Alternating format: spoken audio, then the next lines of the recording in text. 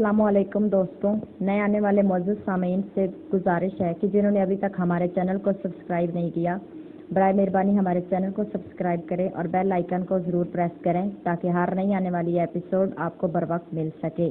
Novel water missile مصنف مظہر کلیم M اے episode 2۔ اوہ نہیں سالے، آپ چیف کے مزاج کو پوری طرح نہیں سمجھتی۔ اگر انہوں نے ایک بار انکار کر دیا تو پھر عمران صاحب بھی اس کو ہاں میں نہ بدلوا سکیں گے، لیکن اگر عمران صاحب تمہاری مدد کرنے کے لیے تیار ہو گئے تو وہ خود ہی چیف کو منا لیں گے۔ انہیں ایسے بے شمار طریقے آتے ہیں جن کے بارے میں ہم سوچ بھی نہیں سکتے۔ دوسری طرف سے صدیقی نے کہا، اوکے ٹھیک ہے، میں کر لیتی ہوں بات۔ صالح نے کہا، ضرور کر لیں اور پھر مجھے بتا دیں۔ دوسری طرف سے کہا گیا اور اس کے ساتھ ہی رابطہ ختم ہو گیا۔ تو صالح نے ایک طویل سانس لیتے ہوئے ریسیور رکھ دیا۔ کیا ہوا ہے؟ کیا صفدر تیار ہو گیا ہے؟ عمران نے کہا تو صالح بے اختیار چونک پڑی، لیکن دوسرے لمحے وہ ہنس پڑی۔ اوہ عمران صاحب، یہ وہ مسئلہ نہیں ہے، اصل بات یہ ہے کہ میں سیکرٹ سروس کو چھوڑنا چاہتی ہوں۔ صالح نے کہا تو عمران بے اختیار اچھل پڑا۔ اس کے چہرے پر حقیقی حیرت کے تاثرات ابھر آئے تھے۔ کیوں؟ کیا اس کی کوئی خاص وجہ ہے؟ اور صدیقی کا اس سے کیا تعلق بنتا ہے؟ عمران نے حیرت بھرے لہجے میں کہا، خاص وجہ تو کوئی نہیں، لیکن میں نے محسوس کیا ہے کہ چیف مجھے نظر انداز کر دیتا ہے۔ میں نے کئی بار اس بات کو محسوس کیا لیکن میں خاموش رہی۔ کل میں نے ویسے ہی صدیقی سے ذکر کر دیا تو صدیقی نے فوراً مجھے 4 سٹارز میں شامل ہونے کی دعوت دے دی، جس پر میں تیار ہو گئی۔ لیکن صدیقی نے کہا کہ اس کے لیے چیف کی اجازت ضروری ہے، اور اس سلسلے میں اس نے آپ سے بات کرنے کے لیے کہا۔ چنانچہ میں یہاں آئی اس لیے تھی کہ لیکن پھر آپ کو معلوم ہے کہ معاملات اس انداز میں تبدیل ہوتے گئے کہ مجھے بات کرنے کا موقع ہی نہ مل سکا۔ صالح نے اس بار سنجیدہ لہجے میں کہا، لیکن تم تو کہہ رہی تھی کہ تم سیکرٹ سروس چھوڑنا چاہتی ہو، جبکہ اب کہہ رہی ہو کہ تم 4 سٹارز میں شامل ہونا چاہتی ہو۔ عمران انتہائی سنجیدہ لہجے میں کہا، میں نے تو صدیقی سے یہ بات کی تھی کہ مجھے نظر انداز کیا جاتا ہے، جس کی وجہ سے مجھے بے حد الجھن ہوتی ہے، اس لیے میں سیکرٹ سروس چھوڑنا چاہتی ہوں۔ لیکن صدیقی نے مجھے آفر کر دی کہ میں سیکرٹ سروس چھوڑنے کی بجائے 4 سٹار جوائن کر لوں۔ صالح نے کہا، لیکن صدیقی بہرحال 4 سٹارز کا چیف ہے، وہ تمہیں خود بھی تو 4 سٹارز میں شامل کر سکتا ہے، اس لیے چیف کی اجازت کی کیا ضرورت ہے؟ عمران نے کہا، میں نے اس سے بات کی تھی لیکن اس نے کہا کہ اس کے لیے چیف کی اجازت بہرحال ضروری ہے، جس پر میں نے کہا کہ میں چیف سے بات کر لیتی ہوں، لیکن اس نے مجھے منع کر دیا اور آپ سے بات کرنے کے لیے کہا۔ صالح نے کہا، لیکن 4 سٹارز میں تمہاری شرکت کے باوجود تم سیکرٹ سروس میں تو شامل رہو گی، اور 4 سٹار کے کیسز بھی تو اتنے زیادہ نہیں ہوتے کہ تمہیں مسلسل کام ملتا رہے۔ عمران نے کہا، صدیقی نے کہا ہے کہ وہ 4 سٹارز کے تحت چھوٹے چھوٹے کام بہرحال کرتے ہی رہتے ہیں، البتہ بڑے کام کبھی کبھار ہی آتے ہیں۔ اس طرح انہوں نے اپنی مصروفیات ڈھونڈ لی ہیں، جبکہ میں فارغ رہ رہ کر واقعی بے حد بور ہو چکی ہوں۔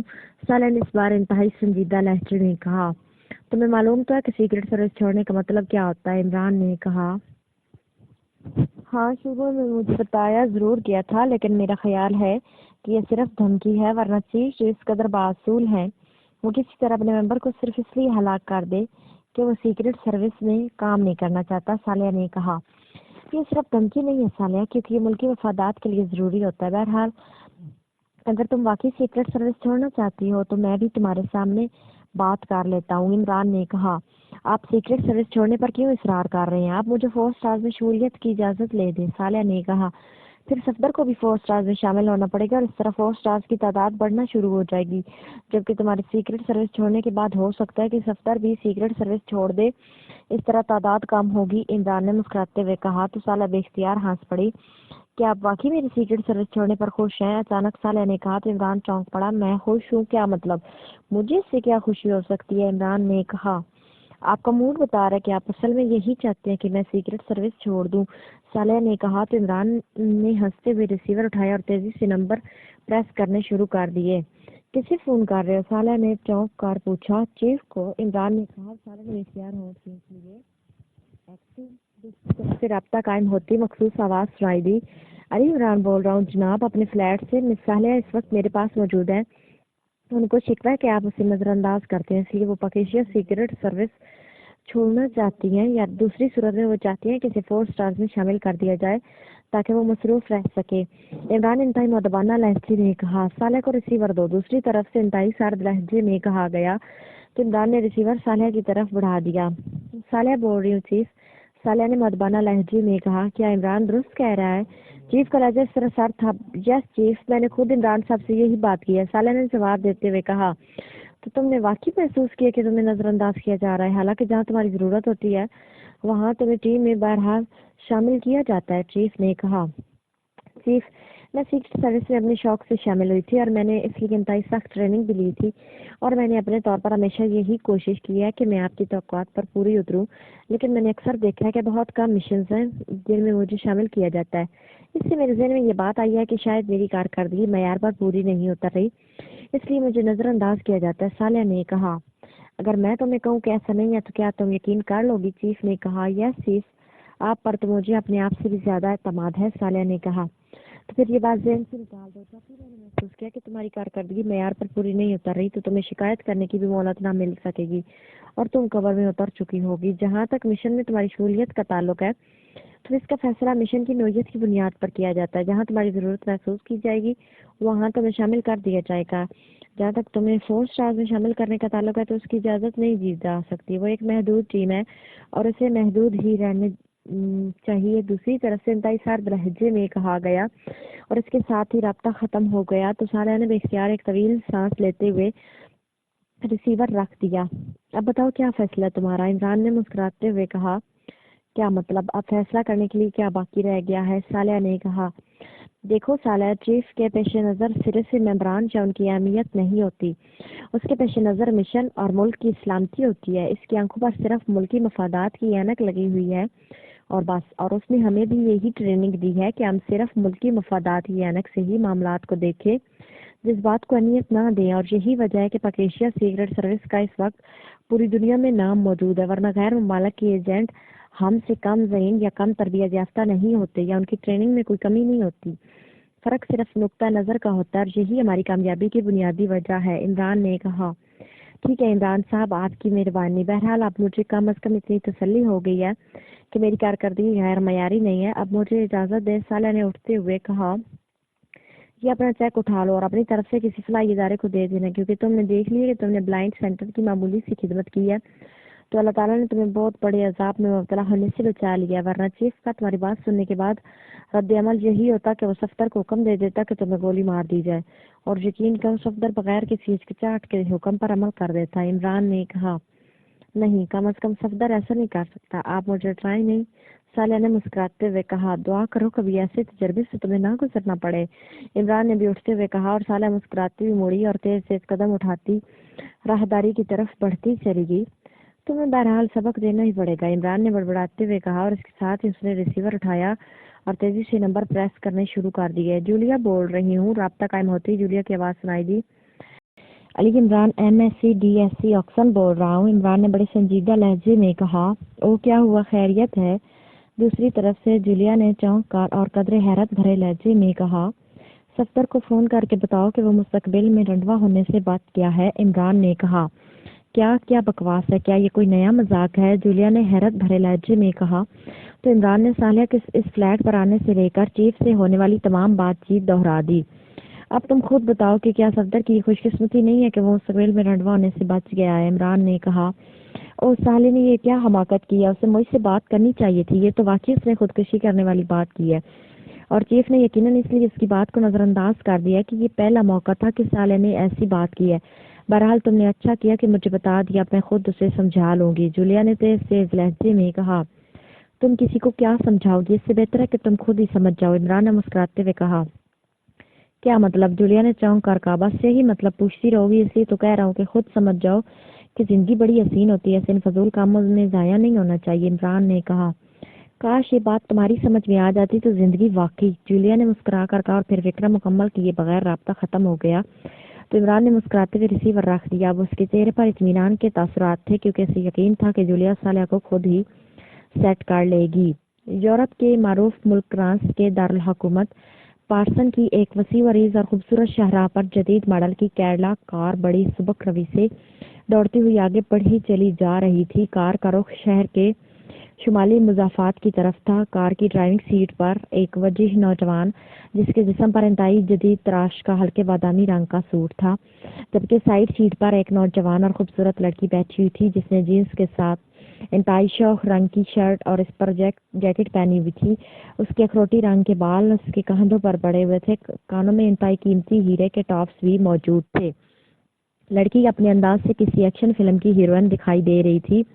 बॉस ने अचानक क्यों कॉल किया होगा वाइट? लड़की ने कहा, तुम अब तक 20 बार ये सवाल कर चुकी हो और हर बार मैंने तुम्हें यही जवाब दिया कि मुझे मालूम नहीं है, लेकिन तुम फिर यही सवाल कर देती हो। नौजवान जिसे वाइट कहा गया था उसने मुंह बनाकर जवाब देते हुए कहा और लड़की इंतहाई मुतरन्नम आवाज में खिलखिलाकर हंस पड़ी।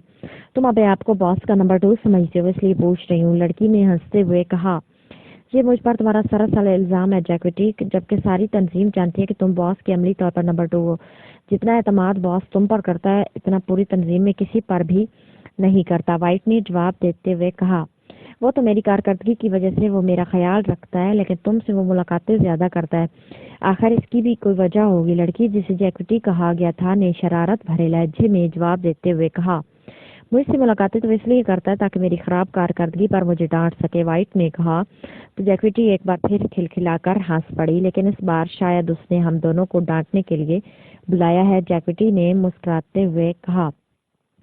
अगर उसने तुम्हें डांटना हो तो शायद ये उसकी आखिरी डांट होगी, वाइट ने कहा। तो जैक्विटी के चेहरे पर यकलख्त इंतहाई मुसरत के तासुरात उभर आए। क्यों, क्या मतलब, जैक्विटी ने कहा, लेकिन उसका अंदाज बता रहा था कि वो जानबूझकर ये सवाल कर रही है। मतलब तुम भी अच्छी तरह समझती हो और बॉस भी, वाइट ने मुस्कुराते हुए कहा, लेकिन तुमने आज तक मुझे प्रपोज किया ही नहीं, हर बार टाल जाते हो, जैक्विटी ने मुंह बनाते हुए कहा। जब तक हम ब्लैक स्टार में तब तक ऐसा नहीं हो सकता, ये तंजीम का कानून है इसलिए मजबूरी है। वैसे भी इन रस्मियात का क्या फायदा जबकि सब जानते हैं कि हम दोनों इकट्ठे रहते और एक दूसरे को पसंद करते हैं, वाइट ने कहा। लेकिन प्रपोज करने और फिर चर्च जाकर शादी करने और रस्मियात का तो अपना लहदा ही लुत्फ है वाइट, लेकिन न जाने ये कानून क्यों बनाया गया, जैक्विटी ने मुस्कुराते हुए कहा। कदीम दौर के लोग ज़हनी तौर पर बेहद पसमानदा हुआ करते थे, इसलिए इस दौर में ये कानून बना होगा जो अब शायद रवायत के तौर पर कायम रखा जा रहा है, वाइट ने कहा। फिर इस तरह की बातें करते हुए तकरीबन 1 घंटे के सफर के बाद एक छोटे से मजाफाती कस्बे में दाखिल हो गए।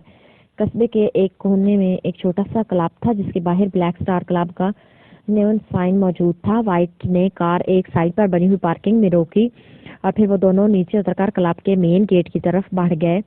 क्लब के हाल में मर्दों और औरतों की काफी तादाद मौजूद थी, लेकिन वो सब मुहज्जब और आला तबके के लोग थे, इसलिए हाल में शोरगुल वगैरह का तन न था, बल्कि हल्की अथरी मुतरन्नम हंसी और सरगोशियों में बातें करने की मध्यम आवाजें कभी कभार सुनाई दे जाती थी। एक तरफ काउंटर था जिसके पीछे सूट पहने एक नौजवान और तकरीबन नीम और यहाँ 2 नौजवान लड़कियां मौजूद थी।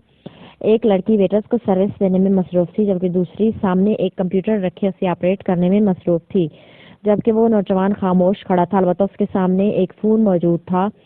वाइट और जैक्विटी जैसे ही हाल में दाखिल हुए वो नौजवान उन्हें देखकर चौंक पड़ा और फिर उसके चेहरे पर हल्की सी मुसरत के तासुरात उभर आए। हेलो डिगर, कैसे हो, इन दोनों ने इस नौजवान से मुखातब होकर बेतकल्लुफाना लहजे में कहा।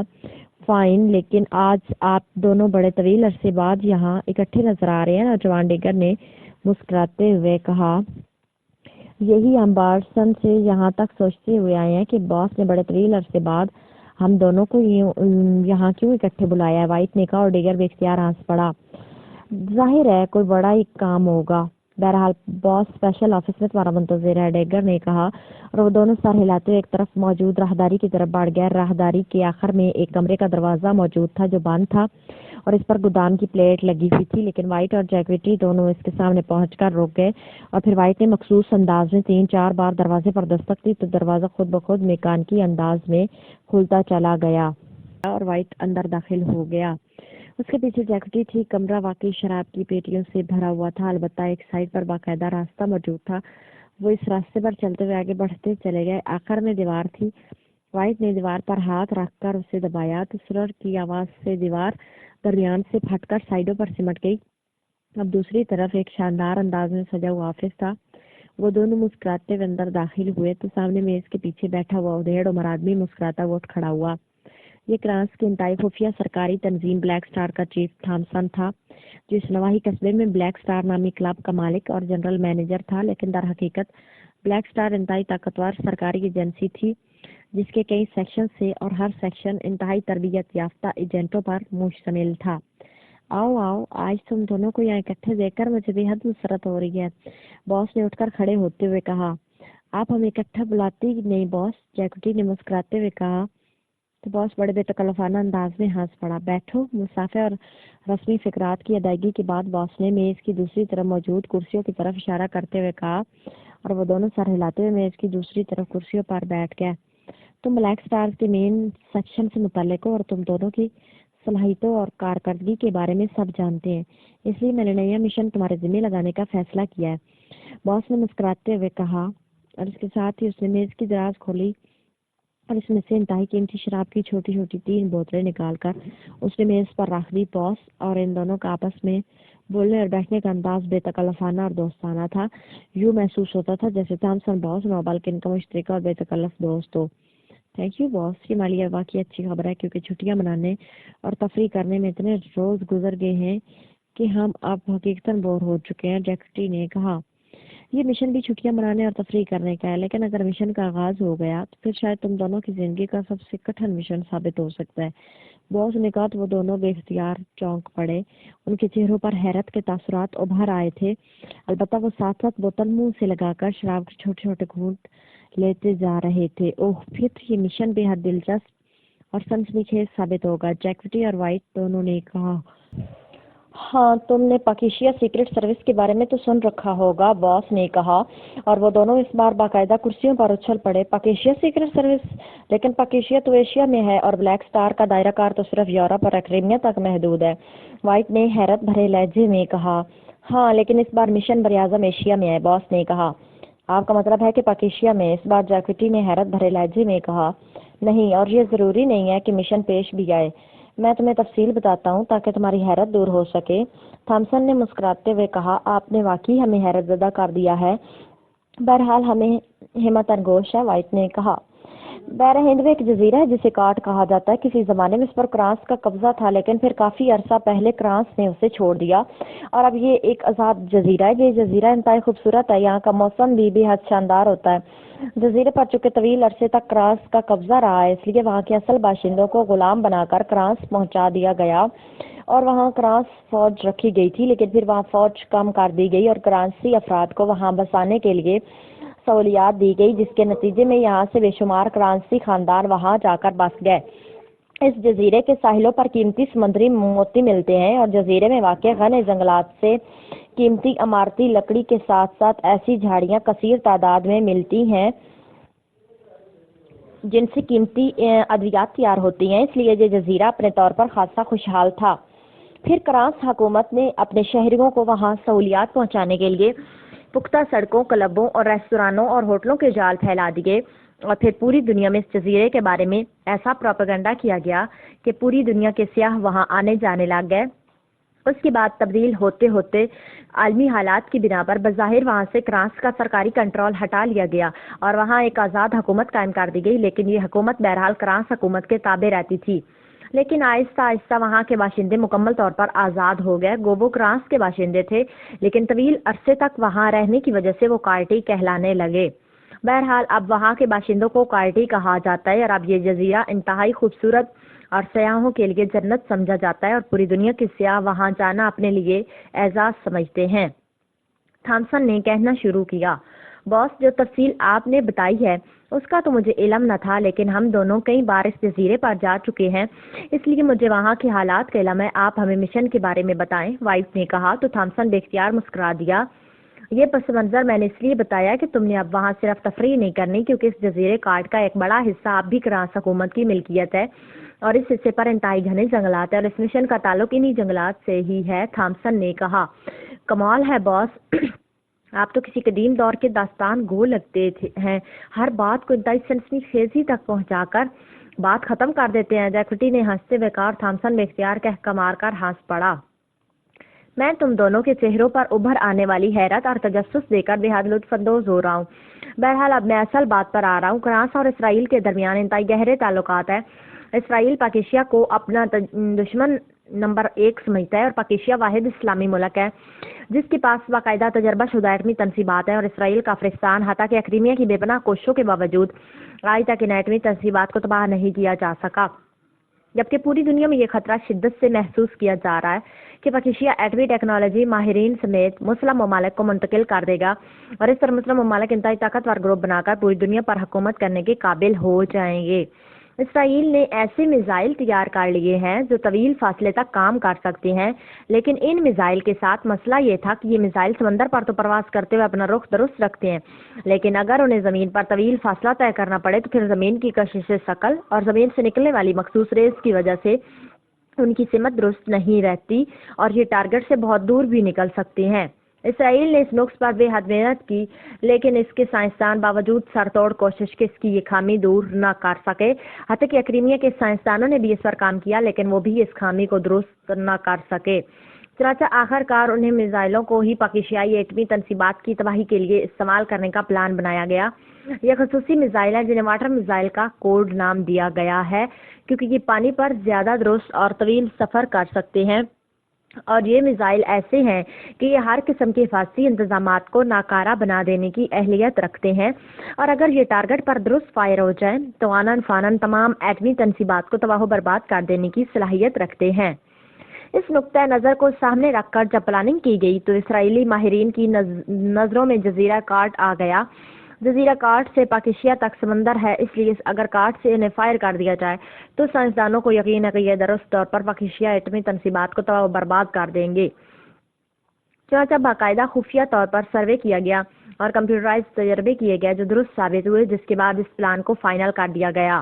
اس کے بعد کرانس حکومت سے خفیہ بات چیت کی گئی اور کرانس حکومت نے اسرائیل اور کرائمیا سے بے پناہ مراعات حاصل کرنے کے عوض انہیں کارٹ جزیرے پر واقع وہ جنگلات اس پلان کے لیے دینے کا خفیہ معاہدہ کر لیا۔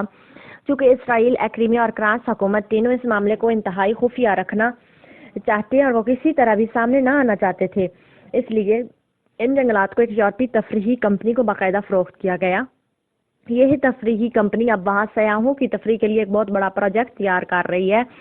اس کمپنی کا نام مولوز ہے اور یہ پوری دنیا میں ایسے تفریحی پروجیکٹ بنواتی پھرتی ہے کہ اس کمپنی کا کس طرح بھی تعلق تفریحی پروجیکٹ سے ہٹ کر اور کسی معاملے سے نہیں ہے، اس لیے اس پر کسی کو کسی طرح کا بھی شک نہیں پڑ سکتا، لیکن یہ کمپنی دراصل اسرائیل کی ہے۔ بہرحال یہ کمپنی کارٹ میں بظاہر تفریحی پروجیکٹ تیار کر رہی ہے، لیکن دراصل وہاں زیر زمین انتہائی خفیہ طور پر واٹر میزائلوں کا لانچنگ پیڈ اور ان کی فائرنگ کمپیوٹرائزڈ مشینری نصب کی جا رہی ہے، اور سائنسدان وہاں مسلسل گزشتہ 1 سال سے کام کر رہے ہیں۔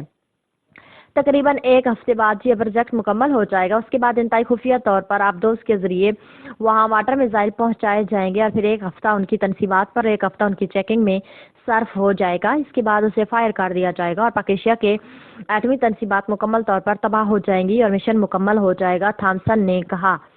لیکن اس میں ہمارا کیا کردار ہوگا؟ وائٹ اور جیکوٹی دونوں نے بے ساختہ کہا تو تھامسن مسکرا دیا۔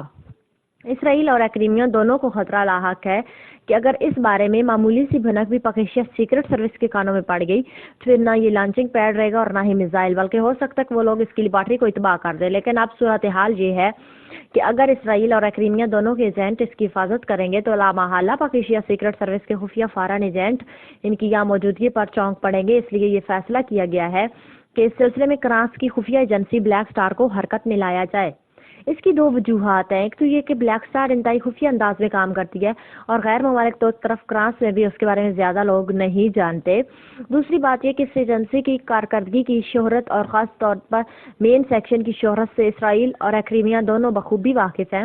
اور تیسری اور سب سے اہم بات یہ کہ بلیک سٹارز کا دائرہ کار آج تک یورپ اور کرائمیا رہا ہے، اس نے کبھی پاکیزیا اور اس سے ملحقہ علاقوں میں کام نہیں کیا۔ کرانس حکومت نے اس کی اجازت دے دی۔ اس طرح اس مشن کی حفاظت کی ذمہ داری بلیک سٹار کو سونپ دی گئی اور میں نے تم دونوں کو اس لیے کال کیا ہے کہ کارٹ میں بھی بلیک سٹار کلب تیار ہو چکا ہے۔ وائٹ اس کلب کا مالک اور مینیجر ہوگا، جبکہ جیکوٹی چونکہ کرانس میں بھی سیکیورٹی ایجنسی چلاتا ہے، وہاں بھی جیکوٹی سیکیورٹی ایجنسی چلائے گا اور تفریحی پروجیکٹ تیار کرنے والی کمپنی جیکوٹی سیکیورٹی ایجنسی کی خدمات باقاعدہ پروجیکٹ کی حفاظت اور سیکیورٹی کے لیے ہائر کرے گی۔ مین سیکشن وہاں موجود رہے گا، کلب میں بھی اور پروجیکٹ پر بھی، لیکن تمہارا کام صرف بیرونی سیکیورٹی ہوگی اور یہ کام اس وقت تک ہوگا جب تک مشن مکمل نہیں ہو جاتا۔ جب یہ مشن مکمل ہو جائے گا تو پھر تمہاری واپسی ہو جائے گی، تھامسن نے کہا۔ لیکن کیا پاکیزیا سیکرٹ سروس وہاں آئے گی باس؟ جیکوٹی نے حیرت بھرے لہجے میں کہا۔ شاید، کیونکہ کرائمیان حکام کو پاکیزیا میں ان کے خصوصی ایجنٹ نے اطلاع دی ہے کہ پاکستان کے صدر نے ایک انتہائی خفیہ میٹنگ کال کی ہے جس کا ایجنٹ ایٹمی تنصیبات کی سیکیورٹی تھا، حالانکہ اس کی پہلے کبھی ضرورت محسوس نہیں کی گئی۔ اس سے اندازہ لگایا گیا ہے کہ شاید کسی پراسرار انداز میں پاکستان میں اطلاع پہنچ چکی ہے کہ ان کی ایٹمی تنصیبات کو خطرہ لاحق ہو چکا ہے۔ تھامسن نے کہا، واقعی، لیکن کیا فارن ایجنٹس وہاں پاکستان سیکرٹ سروس کی نگرانی نہیں کر سکتے؟ اس کے چیف کی نگرانی کر کے درست معلومات حاصل کر لی جائیں۔ وائٹ نے کہا، پاکستان سیکرٹ سروس کا سیٹ اپ انتہائی پراسرار ہے۔ آج تک نہ اس کا ہیڈ کوارٹر سامنے آیا اور نہ ہی اس کا چیف کبھی سامنے آیا اور نہ ہی اس کے بارے میں کوئی